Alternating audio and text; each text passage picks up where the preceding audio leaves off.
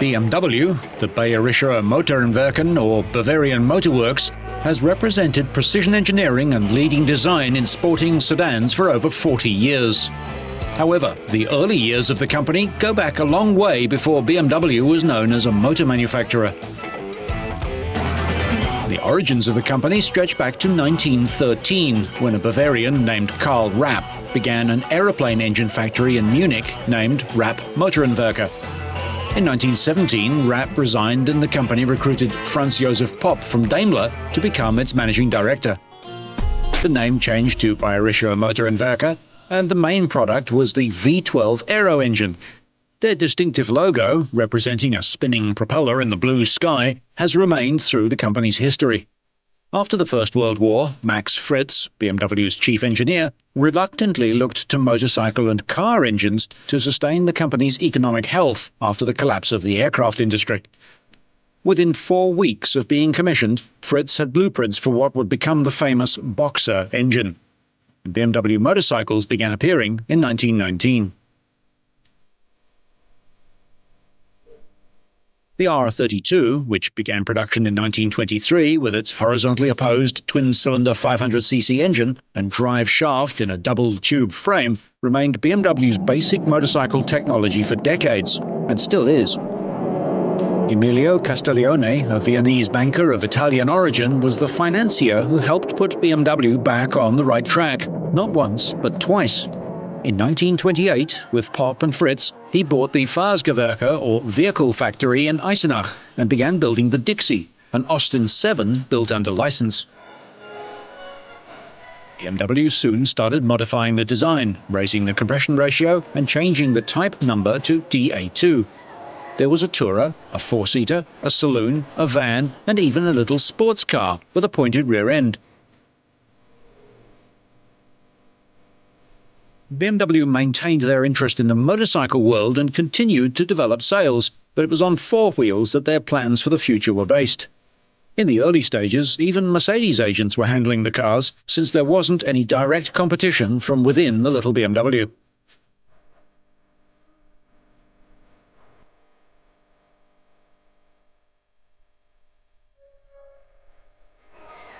From this little car of the early 30s, we can see the famous double-kidney grille of today's BMWs emerging.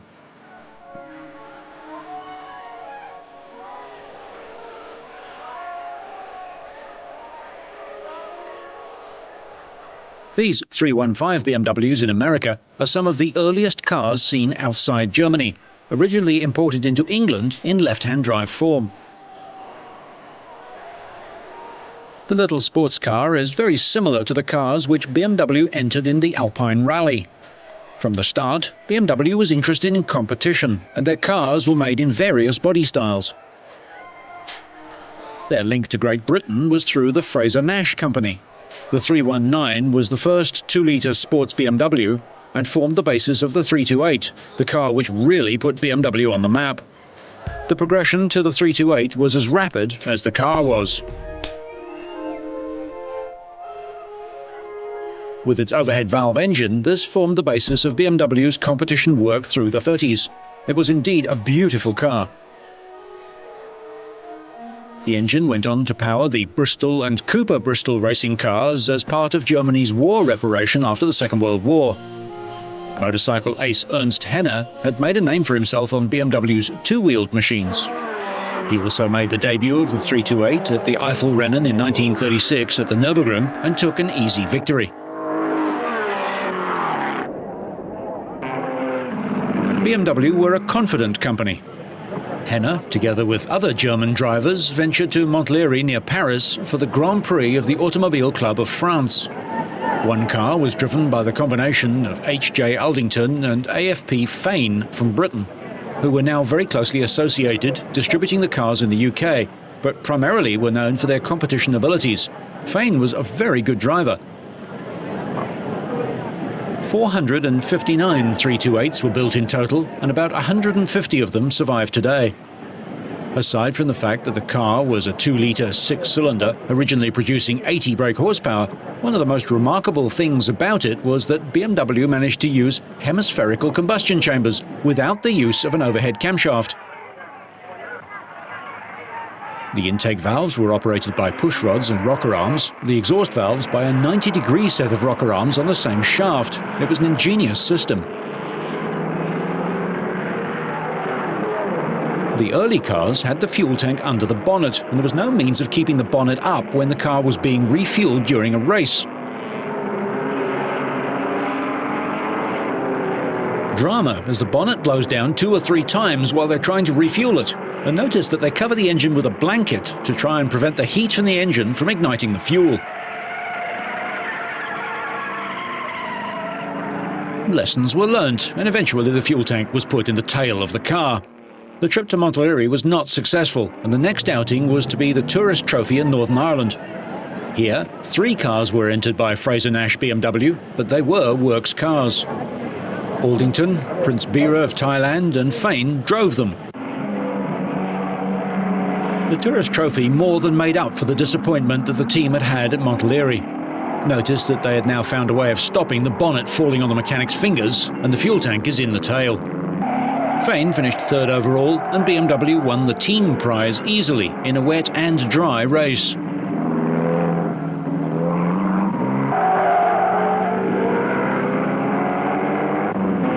It was a remarkable performance of reliability and speed from the German car, and the impressive Fane caught the eye of BMW. Afterwards, they entered him in a number of races as a works driver. Fane is seen here at the Eifelrennen and the Nürburgring in 1937 in car number 39. He was able to repeat the success of Ernst Henner, the former motorcyclist who won the race in 1936.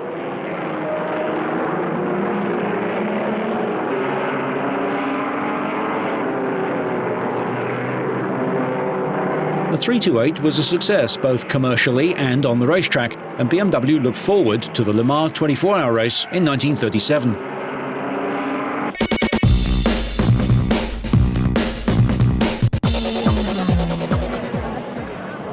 Le Mans 1937.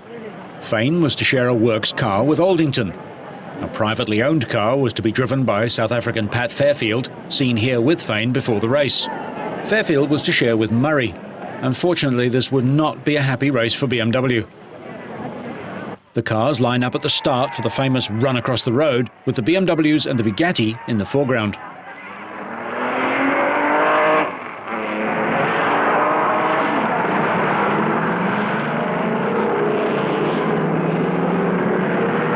Early in the race, there was an accident at Whitehouse. Involved were Ross's BMW, Fane's BMW 328, some Della Hayes and a Riley, 5 cars in all. Fairfield lost his life as a result of his injuries. Eventually, the Fane and Aldington car retired, a sad end to a promising race. Donington Park and the 1937 Tourist Trophy. 4 BMW 328s were entered by the factory through Fraser-Nash BMW. They were driven by Aldington, Fane, Hector Dobbs and Prince Bira. In the early stages, Dobbs's car broke its rear axle. Bira, however, was extremely quick. BMW hadn't expected to take outright victory, giving away 1.5 litres to the 3.5-litre Talbots. A Morgan goes off the narrow track, and the Talbot of Comotti went on to win, with Bira in 3rd place.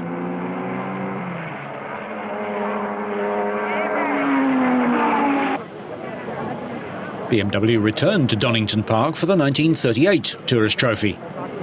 Again, they entered 4 works cars. Numbers 11 and 12 for Aldington and Fane, car number 14 for Bira, and car number 15 was entered for Mercedes-Benz Grand Prix driver Richard Seaman.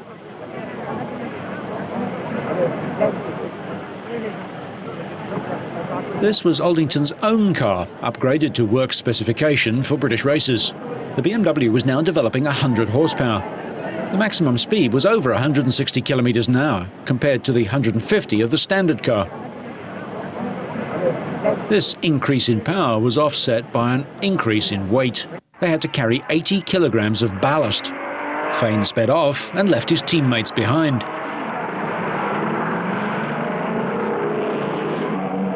He got up as high as 3rd place. Fane, an investor in BMW and Aldington's business partner, was something of a mystery man. He died during the Second World War, but was a fine driver who could have gone on to Grand Prix success.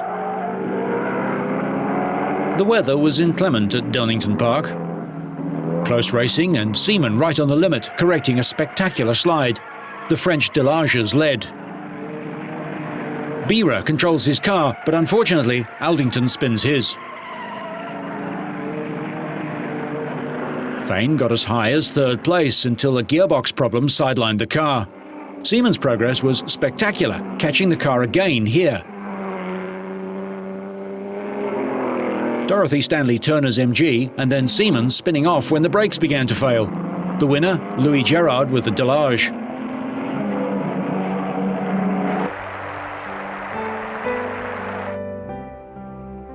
In 1940, BMW built 3 cars for the Mille Miglia, run over a closed circuit.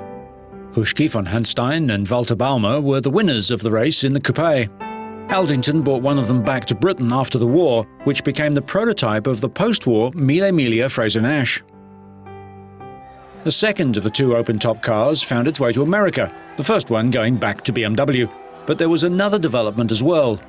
Touring of Milan bodied these cars, very light indeed, with 120 brake horsepower engines for the 1941 Mille Miglia for the NSKK, the Nazi motorsport arm.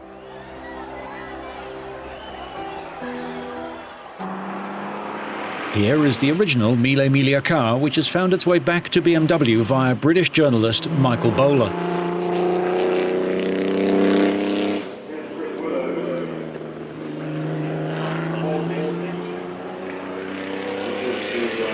BMW had by now established themselves as a major car manufacturer alongside their aircraft and motorcycle divisions. These cars were the final development of the 328 by BMW. Further development was to take place after the war by Bristol in England. By 1941, BMW stopped making cars and concentrated on their aero efforts. The 335, with its 6-cylinder 3-litre engine, was the victim of this policy. By the end of the war, the BMW works were either in the Russian zone of Germany or virtually destroyed. The Eisenach facility now produced Russian twin-cylinder motorcycles using pre-war BMW designs, marked with a red and white logo. In the dark days after the end of the war in 1945, BMW managed to stay in business doing repair work on Allied military vehicles and making bicycles, kitchen and garden equipment. BMW had debts of nearly 200 million marks when George Shaw Meyer persuaded them to go back into motorcycle manufacture. They introduced a new, inexpensive motorcycle to the German market in 1948, a 250 single, literally half a 500. With no interference from Munich, former BMW engineers Ernest Loof founded Veritas and Alex von Falkenhausen AFM, both in the BMW tradition. BMW fought back, first with a little lightweight motorcycle-engined car, the 600cc 513. It was only a design study, but it was the key to the cars which were to help BMW find its way back after the war. Molds for remanufacturing the 2-litre block were only available through their spares facility, but it was this engine that powered the original 501 to be followed by a new V8.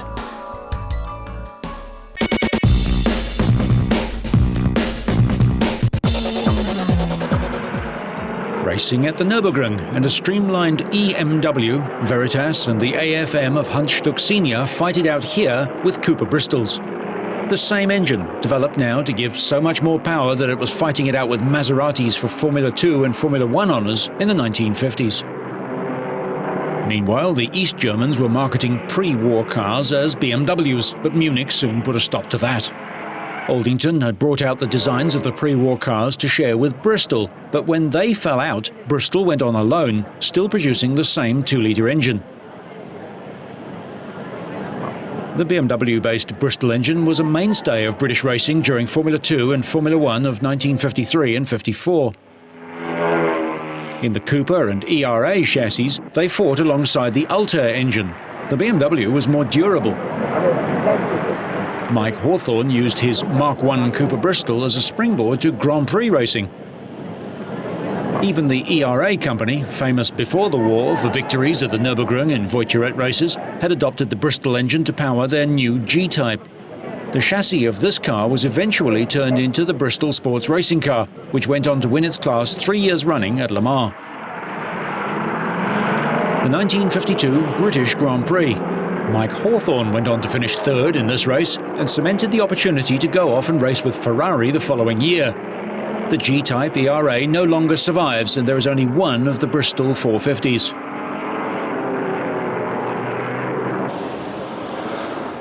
This is the open version, seen here at Goodwood with a cross-flow head that Bristol adapted to the car in its final development. But by now, BMW had put the 2-litre engine well behind them. This is the 503, built between 1956 and 59, powered by a V8 engine of 3.2 litres, developing 140 brake horsepower.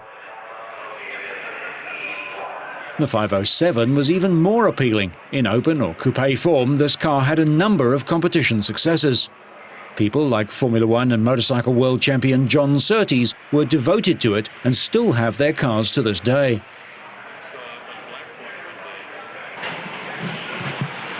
At the other end of the scale was the little BMW Isetta.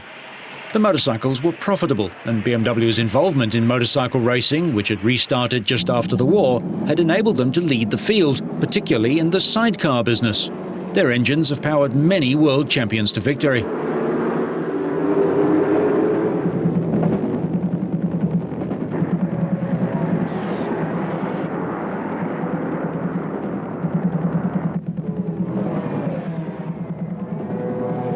On the car side, BMW's thinking was to go to the top of the market with their V8 engine, while remaining active at the cheaper end with the little Isetta and also the 700 Coupe. But there was nothing in the middle, and this was a problem for BMW. Financially, they were still in trouble, unable to tool up for a new model, even though they'd made a prototype. The little Isetta was originally a 247cc, and eventually the engine was enlarged to almost 300cc, and it gave a maximum speed of 100 kilometers an hour. Although it was an immensely popular little car, particularly at the time of the oil supply crisis in 1956, the 700 proved to be even more so. In this car, BMW had the beginnings of their trailing arm rear suspension. Originally, the 700 Coupe gave a modest power output. However, the sport version gained some 40 brake horsepower. This little car was especially popular in competition.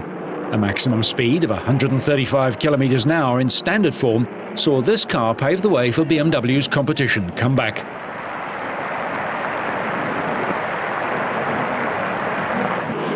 Here, the 700 is fighting it out with Saabs, DKWs and Minis at Zeltweg in Austria.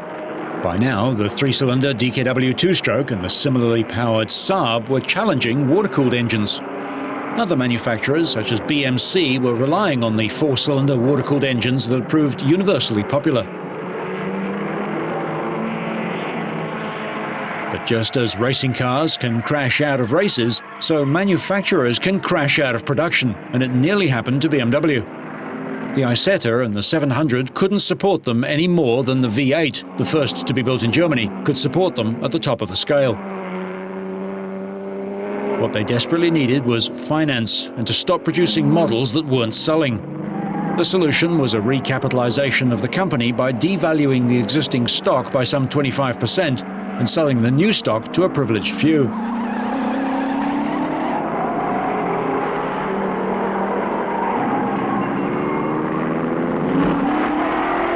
Herbert Quandt of the Quandt Cosmetics empire was the one who put up most of the money for the new shares, and the new R27 motorcycle, introduced in 1960, helped as well, as it became profitable. The 3200 Saloon and the 160 brake horsepower 3200 CS stayed in production until 1965. BMW's real effort was centered around one car, presented for the first time at the Frankfurt Motor Show in 1961, the new BMW 1500. This soon developed into a 1600 and an 1800 and eventually a full 2-litre. Tuned engines were offered in the 1800 Ti and the TII. Although the engine was producing the 80 to 83 brake horsepower that it did in 1500 or 1600 form, or 100 brake horsepower in its 2-litre shape, this was the car that the public was looking for. 4 doors and sports car performance from a saloon.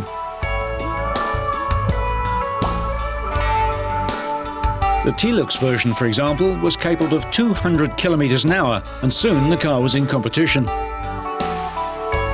BMW had previously shown that this was one way to promote a car, and so they did it all again. Hubert Hahner winning rallies and races all over Europe. Wins came thick and fast for BMW, and success with it. By the end of 1963, thanks to stubbornness and hard work, they'd resisted any takeovers and were returning a profit, able to pay a dividend of 6% to their shareholders.